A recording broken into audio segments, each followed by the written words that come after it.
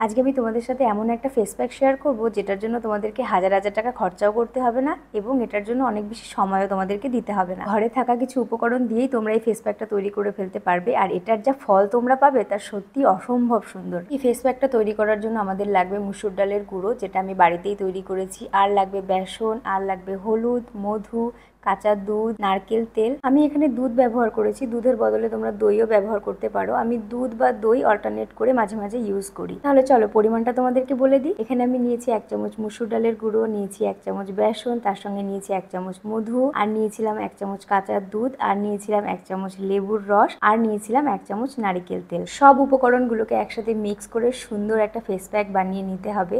মানে সত্যি এই ফেস প্যাকটা যে জাদুর মতন কাজ করে সেটা আমি প্রথমবার ব্যবহারেই বুঝতে পেরেছি। তাহলে চলো এটা আমি আমার ফেসে অ্যাপ্লাই করি, আর তার সঙ্গে আমি তোমাদেরকে বলে দিই যে আমি যে উপকরণগুলো ব্যবহার করেছি তার কি কি গুণ আছে এবং এই উপকরণগুলো ব্যবহার করার পর তোমরা কি কি ফলাফল পাবে। মুসুর ডালের গুঁড়ো ব্যবহার করলে ত্বক থেকে মৃতকোষ দূর হয়, যার কারণে ত্বক আরো বেশি উজ্জ্বল এবং ফর্সা হয়। বেসন ন্যাচারাল ক্লিনজিং এর কাজ করে, যা আমাদের ত্বককে ভেতর থেকে ডিপ ক্লিন করে। লেবু আমাদের স্কিন থেকে বিভিন্ন ধরনের দাগ দূর করতে সাহায্য করে এবং স্কিনের টোন আরো উজ্জ্বল করে।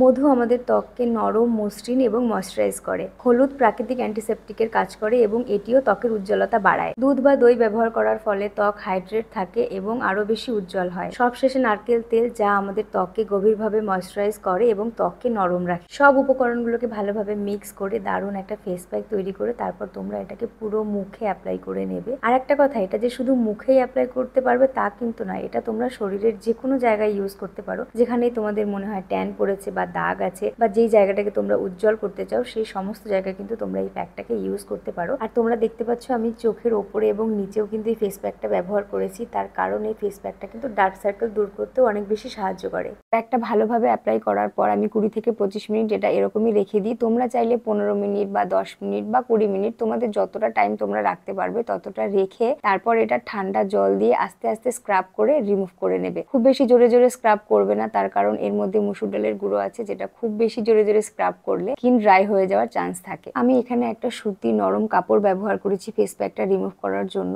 আমি হালকা হালকা ঘষে ঘষে ফেস প্যাকটা রিমুভ করেছি এবং তারপর জল দিয়ে ভালো করে ধুয়ে নিয়েছি। আচ্ছা, তোমরা যারা এই ফেস প্যাকটা ইউজ করতে চাও তারা কিন্তু একটা কথা মাথায় রাখবে, তোমাদের যদি ড্রাই স্কিন হয় তাহলে কিন্তু তোমরা লেবু, দই আর বেসনটাকে স্কিপ করে যাবে, কারণ লেবুর মধ্যে, বেসনের মধ্যে এবং দইয়ের মধ্যে এমন কিছু উপাদান থাকে যা আমাদের ত্বককে কিন্তু ড্রাই করে দিতে পারে, কারণ এই যে উপাদানগুলো এগুলো আমাদের ত্বক থেকে এক্সট্রা যে অয়েল সেটাকে রিমুভ করে। তাই যাদের অলরেডি ড্রাই স্কিন তারা এই উপাদানগুলোকে স্কিপ করে যাবে। আচ্ছা দাঁড়াও দাঁড়াও, ভিডিও কিন্তু শেষ হয়নি, তোমাদের সাথে আর একটা দারুণ ট্রিক্স শেয়ার করব। আমি এখানে একটা কাচের বাটি নিয়েছি এবং তার সাথে নিয়েছি ঠান্ডা জল আর নিয়েছি অনেকগুলো আইস কিউব।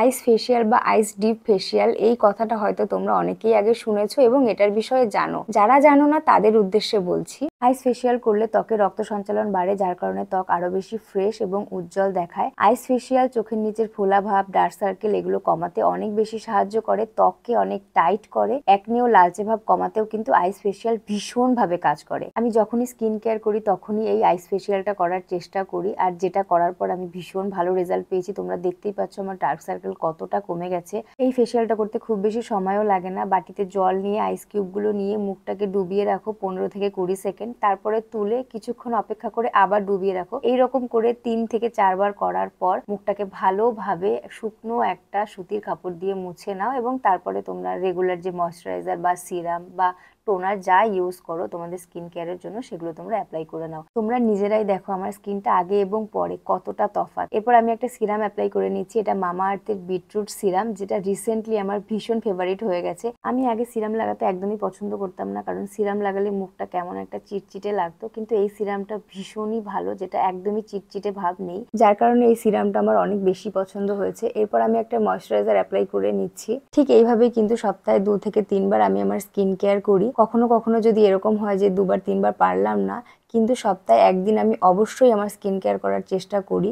তোমরাও কিন্তু এই ফেস প্যাকটা বাড়িতে ইউজ করো আর আমাকে কমেন্টে লিখে অবশ্যই জানিও যে তোমরা কেমন ফলাফল পেয়েছো, আর অবশ্যই জানিও আমার ভিডিওটা কেমন লাগলো। সবশেষে আমি একটাই কথা বলতে চাই, আমরা সবাই কিন্তু চাই সুন্দর থাকতে, আমাদের স্কিন যেন সুন্দর থাকে, আমাদের হেয়ার যেন সুন্দর থাকে। তার জন্য কিন্তু আমরা বিভিন্ন ধরনের হেয়ার কেয়ার, স্কিন কেয়ার করে থাকি। কিন্তু এর পাশাপাশি কিন্তু আমাদের ভেতরটাকেও যত্ন করা জরুরি। যেরকম আমাদের জল বেশি করে খেতে হবে, হেলদি খাবার খেতে হবে, শাকসবজি, ফলমূল এই ধরনের জিনিসগুলো বেশি বেশি খেতে হবে। তাহলে কিন্তু তোমাদের স্কিনে অটোমেটিক গ্লো আসবে। কারণ যখন আমরা ভেতর থেকে সুস্থ থাকবো তখন বাইরের চেহারাটা অটোমেটিক গ্লো করবে। তাহলে আজকের ভিডিওটাকে এখানেই শেষ করছি। তোমাদের সঙ্গে দেখা হচ্ছে আরো একটা সুন্দর ভিডিওর সাথে।